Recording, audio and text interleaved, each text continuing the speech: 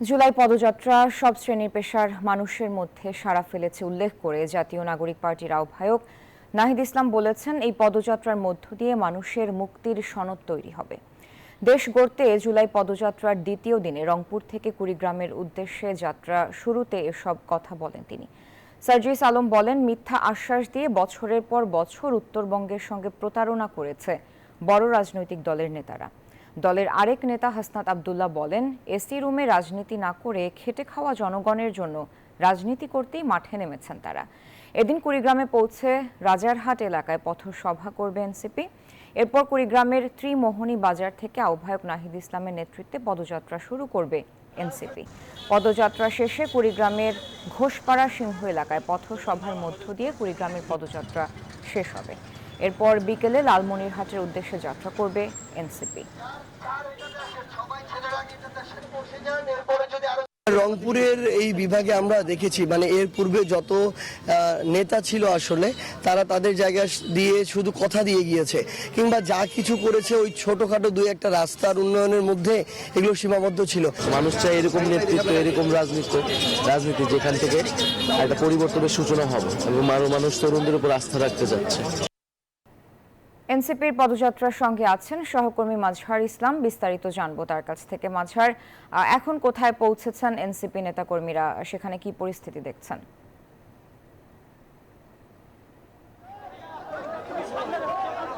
জি, আপনাকে ধন্যবাদ। এই মুহূর্তে জাতীয় নাগরিক পার্টি এনসিপির যে পদযাত্রা কুড়িগ্রাম শহরে প্রবেশ করেছে।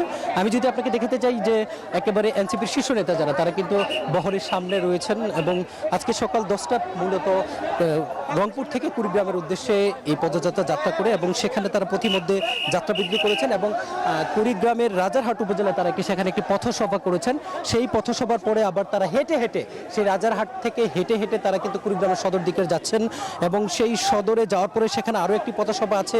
প্রায় 10 থেকে 15 কিলোমিটার রাস্তা তারা কিন্তু হেঁটে আস্তে আস্তে যাচ্ছেন এবং জাতীয় নাগরিক পার্টির এনসিপি নেতাদের যে বক্তব্যটি ঘুরে ফিরে আসছে যে নতুন বাংলাদেশ গড়ার জন্য জাতীয় নাগরিক পার্টি এনসিপি যখন গঠিত হয়েছে, সেই গঠনের অর্থাৎ সাধারণ মানুষের পক্ষে এই দলকে গড়ে তোলার জন্যই কিন্তু তারা এই পথযাত্রা করছেন। আজকে আপনাকে একটু বলে রাখি, এই পদযাত্রায় কিন্তু দলের আহ্বায়ক নাহিদ ইসলাম একটি কথা বলেছেন, সেটা হচ্ছে গতকালকে চট্টগ্রামে পটুয়ায় যে হামলা হয়েছে, সেই হামলা সেখানে নিন্দা জানিয়েছেন। তিনি বলছেন, নতুন বাংলাদেশে পুলিশকে অবশ্যই পুনর্গঠন করতে হবে এবং পুলিশ সাধারণ মানুষের পক্ষে কাজ করবে, পুলিশ যেন জনগণের বিপক্ষে গিয়ে কাজ না করে, এমন কথা বলতে তারা বলছেন।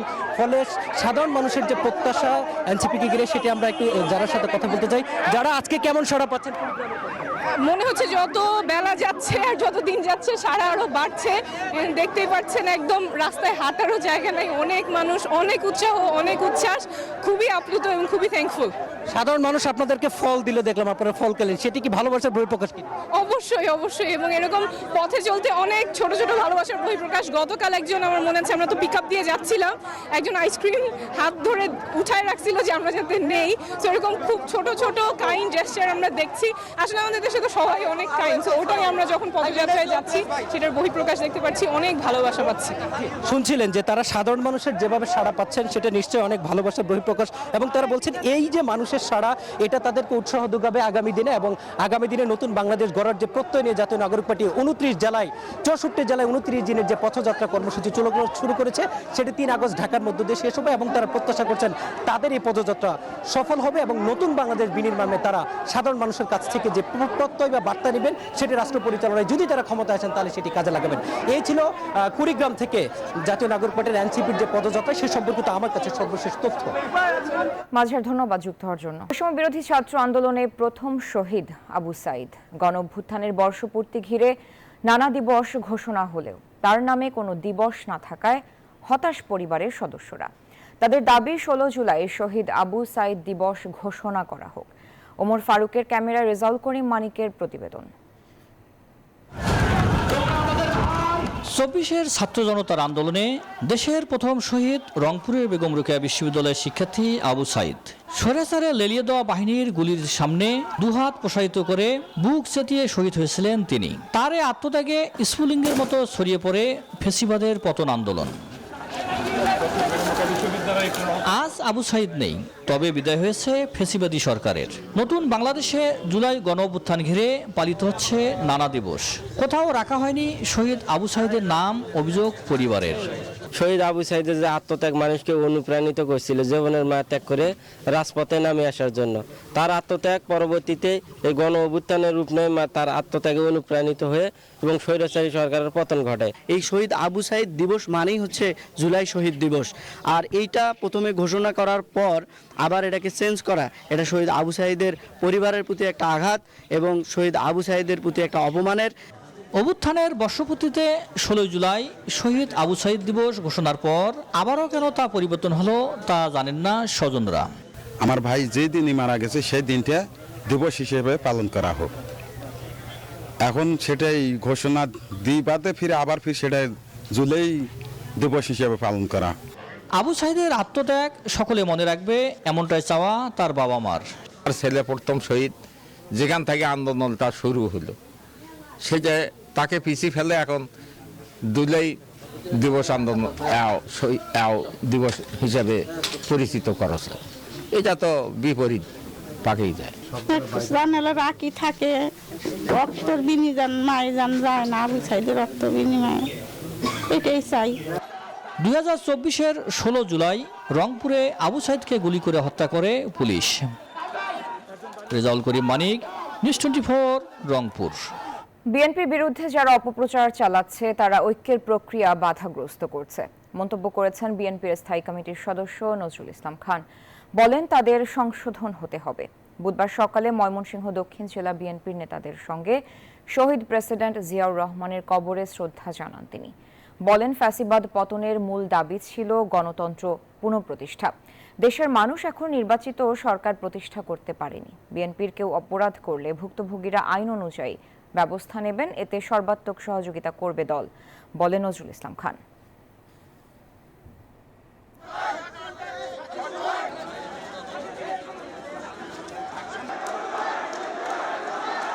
এই মুহূর্তের প্রধান কাজ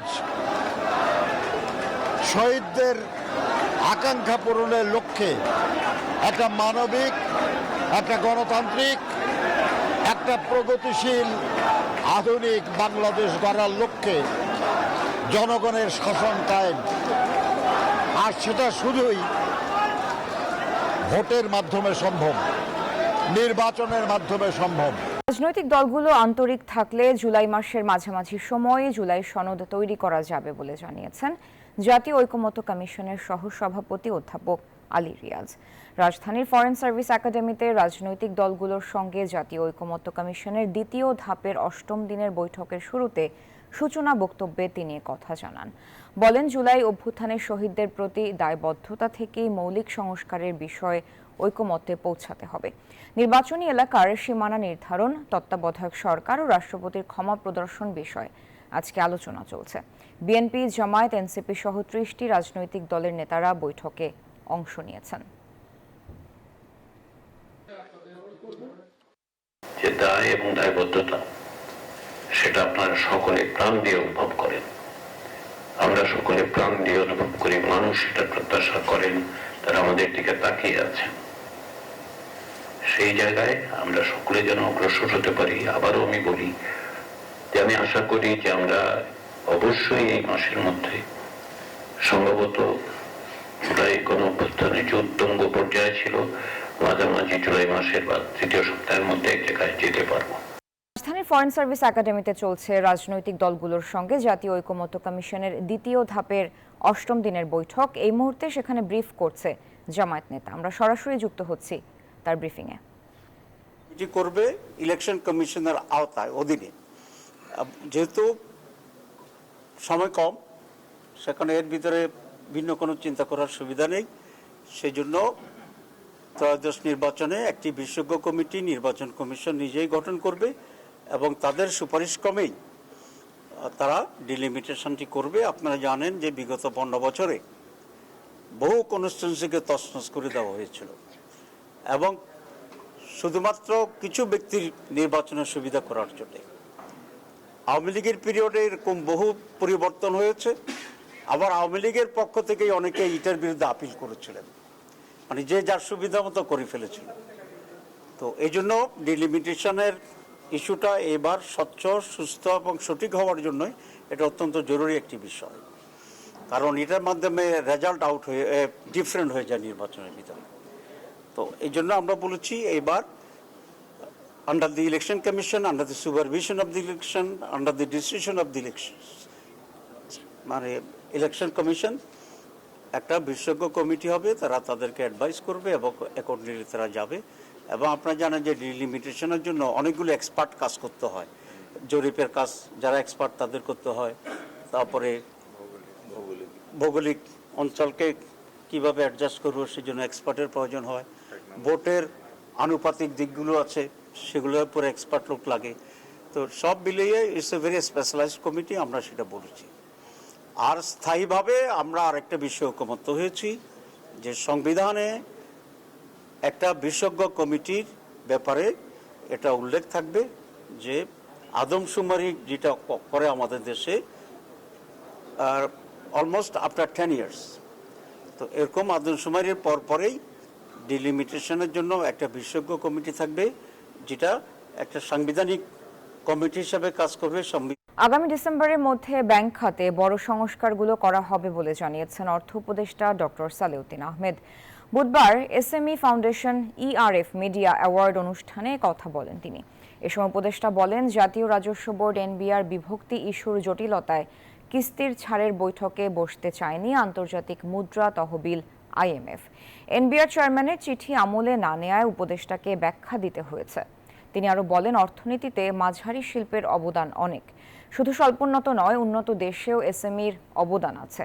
এসএমই খাতে প্রযুক্তির মাধ্যমে আধুনিকায়ন প্রয়োজন। আমি যেটা দৃষ্টি আকর্ষণ করতে চাই সেটা এসএমই করবে, প্রযুক্তিটা সে হাতুড়ি বাটাল দিয়ে সেই প্রযুক্তি দিয়ে চলে গেছে, সেটা দিয়ে আপনি ভালো কোয়ালিটি ইস্যু করতে পারবেন। সুখের বিষয় যে এখন যারা এসএমই করে প্রত্যেক কিন্তু আপনার ভালো প্রযুক্তি ব্যবহার করে এবং সেই দিকে যথেষ্ট আপনার তারা যত্নশীল। চট্টগ্রাম বন্দরে নিউ মোরিং কন্টেইনার টার্মিনাল পরিচালনার দায়িত্ব পাচ্ছে নৌবাহিনী বলে জানালেন নৌ উপদেষ্টা ব্রিগেডিয়ার এম শাখাওয়াত হোসেন। বলেন, নৌবাহিনী প্রধান রিয়ার অ্যাডমিরাল এরশাদের পরিচালনায় আগামী 6 মাস এই টার্মিনাল নৌবাহিনী পরিচালনা করবে। একটা পার্টিকুলার খরচের মধ্যে, যে খরচের মধ্যে তারা পরিচালনা করবে এবং বিধি অনুযায়ী তারা নিয়োগ করতে পারে এই সময়ের জন্য বা যে কোনো সময়ের জন্য অপারেটর নিয়োগ করতে পারে। পোর্ট ডিসাইডেড যে আর কাউকে দেই না দেই, it should be given to the navy, কারণ ওখানে নেভাল ডকইয়ার্ড আছে, একটা নেভাল ডকইয়ার্ড ফাংশন করছে পোর্টের এরিয়ার মধ্যেই, প্লাস নেভি বর্তমানে বাংলাদেশে পোর্ট পরিচালনার জন্য মোস্ট এক্সপার্ট পিপল। যথাযথ আইনি প্রক্রিয়া মেনে স্থানীয় সরকার উপদেষ্টা আসিফ মাহমুদ অস্ত্রের লাইসেন্স পেয়েছেন, তবে বিমানবন্দরে ম্যাগাজিন নিয়ে যাওয়া তার ভুল ছিল বলে মন্তব্য করেছেন কৃষি ও স্বরাষ্ট্র উপদেষ্টা লেফটেন্যান্ট জেনারেল মোহাম্মদ জাহাঙ্গীর আলম চৌধুরী। দুপুরে রাজধানীর ফার্মগেটে বাংলাদেশ কৃষি গবেষণা কাউন্সিলের কৃষি মন্ত্রণালয়ের প্রকল্পগুলোর সার্বিক অগ্রগতি মূল্যায়ন সংক্রান্ত সভা শেষে সংবাদ সম্মেলনে তিনি এসব কথা বলেন। এ সময় স্বরাষ্ট্র উপদেষ্টা বলেন, মুরাদনগর ভোলায় ধর্ষণের ঘটনার সব আসামিকে গ্রেফতার করা হয়েছে। মুরাদনগরের মতো কোনো ঘটনা যেন দেশে না ঘটে সে বিষয়ে কঠোর অবস্থানে রয়েছে আইন শৃঙ্খলা বাহিনী বলেও জানান স্বরাষ্ট্র উপদেষ্টা। আমরা কিন্তু সবাইদের সাথে সাথে আইনের আওতায় নিয়ে আসছি। আপনারা বলতে পারবেন একটা লোকের আমরা আইনের আওতায় আনি নেই, সাথে সাথে আইনের আওতায় নিয়ে আসছি। শীতকালীন থেকে গ্রীষ্মকালীন সবজি আসতে প্রায় 1 মাসের মতো একটা পিরিয়ড দেয়, এটার কি বলে লিন পিরিয়ড। এই লিন পিরিয়ডটা কিভাবে ব্যবস্থা করে দিতে পারা যায়, আমরা ছোট ছোট প্রায় 100-র মতো কোল্ড স্টোর করে দিতেছি। জাতীয় পরিচয়পত্র সংশোধন নিয়ে মানুষের দুর্ভোগ কমেছে বলে দাবি করেছেন নির্বাচন কমিশন সচিব আখতার আহমেদ। কয়েক মাস পরে হয়রানির অভিযোগ আর থাকবে না বলে আশা করছেন তিনি।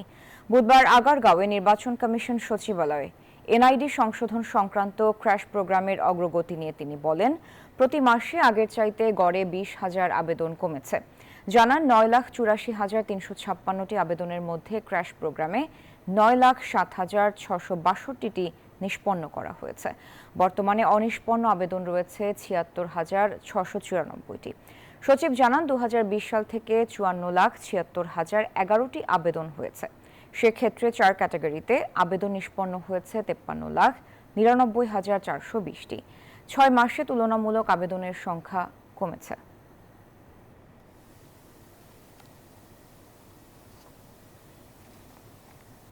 জাপান আজকে আমি যতটুকু ওনাদের সাথে ওরা $4.8 মিলিয়ন কমিট করেছেন। I repeat 4.8 million approximately commit করেছেন যে ওনারা আমাদেরকে এই প্রসেসে দিবেন। সো এইটাই, এবং আমরা আশা করি যে এটাকে আমরা এই অর্থটা যথাযথভাবে ব্যবহার করা যাবে। বিগত সরকারের নির্বাচনের জন্য ইলেকট্রনিক ভোটিং মেশিন ইভিএম এর মাধ্যমে রাষ্ট্রের 3,000 কোটি টাকা বেশি নষ্ট করেছে। এমন অভিযোগের অনুসন্ধানে নির্বাচন কমিশনের 3 কর্মকর্তাকে প্রায় 2 ঘন্টা ধরে জিজ্ঞাসাবাদ করেছে দুদক। সংস্থাটির সহকারী পরিচালক রাকিবুল হায়াত তাদেরকে জিজ্ঞাসাবাদ করেছে। তলবে হাজির হয়েছেন নির্বাচন কমিশনের উপসচিব ফরহাদ হোসেন, সিস্টেম অ্যানালিস্ট ফারজানা আখতার ও ওই সময়ের senior maintenance engineer Mohammad Ashraf Hossain. এদিন সব মিলিয়ে নির্বাচন কমিশনের 6 জনকে তলব করা হয়েছে।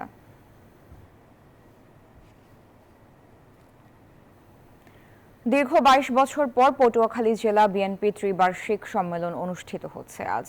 আয়োজন ঘিরে নেতাকর্মীদের মাঝে দেখা দিয়েছে উৎসবের আমেজ। ব্যানার, ফেস্টুন ও তোরণে ছেয়ে গেছে পুরো শহর। সম্মেলনে প্রধান অতিথি হিসেবে দলের ভারপ্রাপ্ত চেয়ারম্যান তারেক রহমানের যোগ দেওয়ার কথা রয়েছে। 3টি শীর্ষ পদে প্রতিদ্বন্দ্বিতা করছেন 1 ডজনেরও বেশি নেতা। বরিশাল বিভাগের মধ্যে প্রথম জেলা হিসেবে সম্মেলনের আয়োজন করছে পটুয়াখালী জেলা বিএনপি।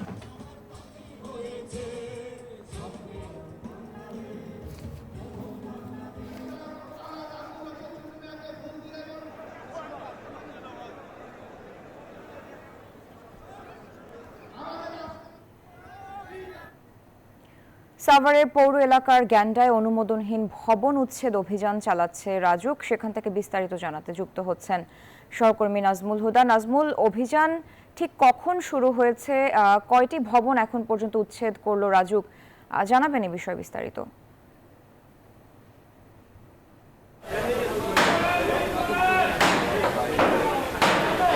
সারা, আপনাকে ধন্যবাদ। আপনি যেমনটি বলছেন, এবং সকাল থেকেই কিন্তু যে সাভার পৌর এলাকায় রাজুকের অনুমোদন ছাড়া যেসব ভবন নির্মাণ করছিল সেই ভবনে কিন্তু এখন দেখছেন যে রাজুকের অভিযান চালাচ্ছে। আমরা যদি একটু দেখাতে চাই যে অনুমোদনবিহীন যে বিল্ডিং এবং যে 6তলা বিল্ডিং, সেই 6তলা বিল্ডিংয়ের যে অংশ কিন্তু ভাঙতে শুরু করেছে। এবং আমরা যদি আপনাদেরকে একটু দেখাতে চাই, এই মুহূর্তে আপনাদের দেখতে যে এই যে রাজুকের যে এখানকার যে শ্রমিকরা রয়েছে, শ্রমিকরা কিন্তু সেই রাজুকের যে ভবন, সেই ভবনের যে অংশ সেগুলো কিন্তু ভাঙতে শুরু করছে। যেহেতু রাজুকের অনুমোদন ছাড়াই কিন্তু এই ভবনের যে নির্মাণ কাজ, সেই নির্মাণ কাজটা করছে এবং অনুমোদনবিহীন নকশা এবং নির্মাণাধীন ভবনের যে নির্মাণ কাজ সেটা কিন্তু বন্ধ করে দিচ্ছে। আগের থেকেই তারা রাজুক চিঠি দিয়েছিলেন রাজুক কর্তৃপক্ষ, এবং বহুতল ভবন কিন্তু দেখতেই পাচ্ছেন যে ভেঙে দেওয়া হচ্ছে। এবং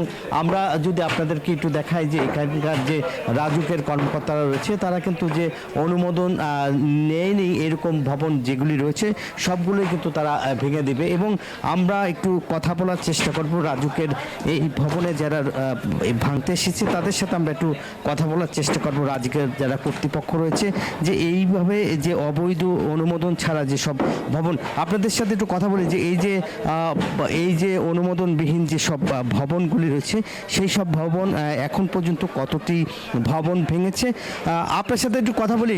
কয়টি ভবন এখন পর্যন্ত অভিযান চালিয়েছেন, কয়টি ভেঙেছেন? আমরা এখন পর্যন্ত 4টি ভবনে অভিযান পরিচালনা করেছি এবং 4টি ভবনে অনুমোদিত নকশা না থাকায় আমরা কিছু অংশ ভেঙে দিয়েছি।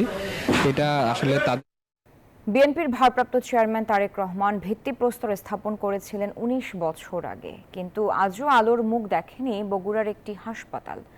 20 শয্যার হাসপাতালটি একটি প্রত্যন্ত এলাকার মানুষের জন্য হওয়ার কথা ছিল। এখন সেখানে অস্থায়ী ভিত্তিতে চিকিৎসা সেবা কার্যক্রম শুরু হয়েছে। আব্দুর রাজ্জাকের ক্যামেরায় আব্দুস সালাম বাবুর রিপোর্টে দেখুন বিস্তারিত। বগুড়া শহর, গাবতলী উপজেলা সদর ও শিবগঞ্জ উপজেলার মধ্যবর্তী এলাকা কাগোয়েল। প্রত্যন্ত অঞ্চলটির ৮ ইউনিয়নের মানুষের চিকিৎসা সেবা নিশ্চিতে উদ্যোগ নিয়েছিলেন বিএনপির তৎকালীন সিনিয়র যুগ্ম মহাসচিব তারেক রহমান। ২০০৬ সালের ৫ অক্টোবর ২০ শয্যা বিশিষ্ট হাসপাতালের ভিত্তিপ্রস্তর স্থাপন করেন। তবে রাজনৈতিক প্রতিহিংসায় প্রকল্পটি আলোর মুখ দেখেনি প্রায় ১৯ বছরেও। চিকিৎসা সেবা নিতে ১৫ থেকে ২০ কিলোমিটার পথ পাড়ি দেন স্থানীয়রা। এখান থেকে স্বাভাবিকভাবে যদি আরো নরমাল চিকিৎসার জন্য মিনিমাম ১২-১৪ কিলোমিটার দূরে আমাদেরকে যেতে হয়। আমাদের যদি এখানে একটা হাসপাতাল হয় তা আমার এই কাগল ইউনিয়নের লোক আনন্দিত হবে। অবশেষে স্থানীয়দের সহযোগিতায় শুরু হয়েছে অস্থায়ী চিকিৎসা সেবা কার্যক্রম। স্বস্তি ফিরেছে লাখো মানুষের। এরপর থেকে প্রতি মাসে আমরা 3 দিন করে এই হসপিটালে আমাদের পক্ষ থেকে বিনামূল্যে চিকিৎসা সেবা এবং ঔষধ সরবরাহ করা হবে। ভবিষ্যতে পূর্ণাঙ্গ হাসপাতাল নির্মাণের আশ্বাস বিএনপি নেতাদের। আবার নতুন করে ভিত্তি স্থাপনের মাধ্যমে যাতে এলাকার প্রান্তিক জনগণ যাতে সুবিধা পায়, এটাই আমরা ইনশাল্লাহ নিশ্চিত করব। আপাতত এখান থেকে প্রতি মাসে 10 দিন পর পর একদিন বেলা 3টা থেকে সন্ধ্যা 6টা পর্যন্ত বিনামূল্যে চিকিৎসা ও ওষুধ সরবরাহ করা হবে। সোয়েব শামীম, ডেস্ক রিপোর্ট, নিউজ 24। এবার অর্থ বাণিজ্য সংবাদ।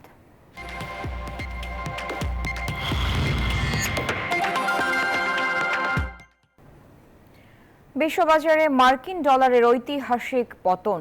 চলতি বছরের প্রথম 6 মাসে ডলারের দর কমেছে 10% বেশি, যা 1973 সালের পর সর্বোচ্চ। নিউ ইয়র্ক টাইমসের প্রতিবেদনে বলা হয়, মার্কিন প্রেসিডেন্ট ডোনাল্ড ট্রাম্পের আগ্রাসী নীতি, বিভিন্ন দেশের উপর শুল্ক আরোপ এবং ক্রমবর্ধমান সরকারি ঋণকে এই সংকটের মূল কারণ হিসেবে দেখছেন বিশ্লেষকরা। এর ফলে বিনিয়োগকারীদের আস্থা কমার পাশাপাশি মার্কিন নাগরিকদের জন্য বিদেশ ভ্রমণ ও আমদানির খরচও বেড়েছে।